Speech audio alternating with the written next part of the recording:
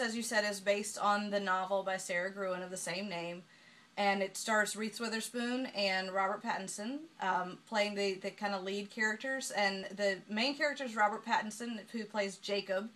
And Jacob is at the end of veterinary school and finds out his parents have been killed in a car accident. This happens in the first 5 minutes of the movie, so I'm not ruining anything. And through that, he just decides what's the point. So he basically just runs away. And by a twist of fate, he hops on a train, which just happens to be a circus train.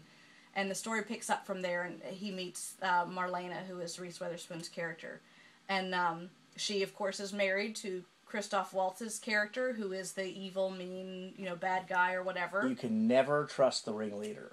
I mean, you look at Something Wicked, This Way Comes, and now this. I mean, one of my all-time favorites. Yeah, exactly. They want to be in control of everything. So I found the movie Water for Elephants to be as good as the book for Water for Elephants. I really enjoyed it. There were some scenes that were left out that I would have liked to see on film, but I don't think that they made a bad decision to keep them out.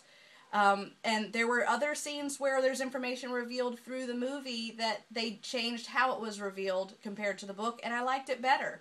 I felt like this was a really, really strong connection with the book, and they served it well, and they played out the parts well. And the direction, which I can't remember the director's name, but I know it's the guy for I Am Legend. You know the name? Something Lawrence, I don't know. But anyway, it's the same director, and I think he did an absolutely beautiful job. All the visuals, but also those careful angles, and in particular the first scene that you really see Pattinson... Francis Lawrence. Thank you. I knew it was something Lawrence. Lawrence Francis. Whoa. Joey Lawrence. It's Joey Lawrence. I know, right? Took us way off track. But in particular, the scene where Robert Pattinson's getting ready to go to school to take his final exam, and he leaves his room, and you follow from behind to the room where his parents are, and he says goodbye, and they go outside, and the car is already in the driveway, basically foreshadowing for people that know what's going to happen, that here's the car. And at the moment, later on, after the parents have passed away, and he's in the house again, and now it's stripped empty, Lawrence uses the same, shot-for-shot trail of him leaving his room and walking through the house, and you see from behind, and he leads into the room where the parents were in that first scene. And just things like that made it absolutely beautiful, and it's that careful attention to detail that doesn't require any dialogue. It purely is the director doing the work of the director. I haven't really watched Robert Pattinson in anything before. I think he did a good job in this. I've read some reviews where people complained that he was a little stiff and things like that. And I would agree with Nicole's review on the website, which is our official review, where she said she thinks it's the work of the director that made him look good, because otherwise he didn't perform well.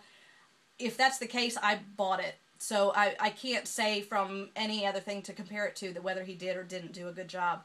Reese Witherspoon in particular, she had some amazing moments, and I absolutely lost her in the movie. I forgot it was Reese Witherspoon many times, and I just was following the character, and I was really proud. Which is good since you don't like her. Well, it's not that I don't like her, but I just don't really tend to enjoy the stuff that she does. And so I really was appreciative of the fact that I forgot it was her. I started to get wrapped up in character, so I think they did a great job there.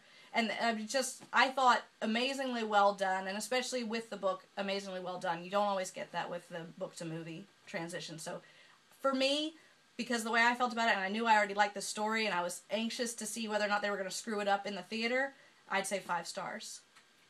And? Some pink lemonade. Okay. Wow.